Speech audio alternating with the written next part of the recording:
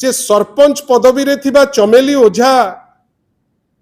आज ताकू जबरदस्ती सूचौची जे 2 वर्ष सरीगला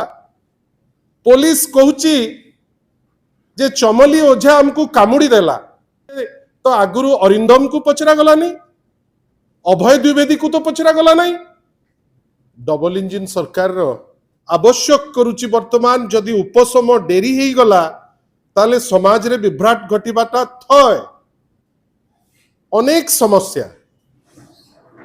अनेक प्रकार जहाँ को इमिडिएटली जहार गोटे उपशम आपण कौन भावुचंती जे आज सिना आमे चुप रही जिबा आगु को कौन ए जिनस हमको सुविधा करई दबो ना आमे सुविधा रे रहिबा निर्यातना बढ़ुची जो परी भाबे स्टेट स्पॉन्सर्ड माने विभिन्न जगह रे पुलिस रो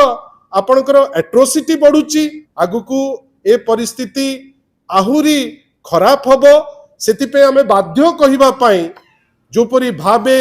बर्बरता बढ़ुची जो परी भाबे निर्जा जे सरपंच पदवी रे थिबा चमेली ओझा आज ताकू जबरदस्ती जुडिशियल कस्टडी को लेकर पूरा होउची पुलिस कहूची जे चमली ओझा हमको कामुड़ी देला दृष्टिकोण रे देखुची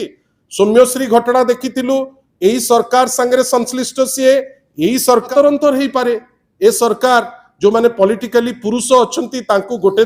ता पाई पार्टी टिके खोलिबा पाई कोनोसी पॉलिटिकल लोक जो माने वर्तमान रूलिंग डिस्पेंसेशन रे अछंती टेकी किरी नै किरी जाउछंती केते दूर ठीक सेटा आपण माने कहिबे।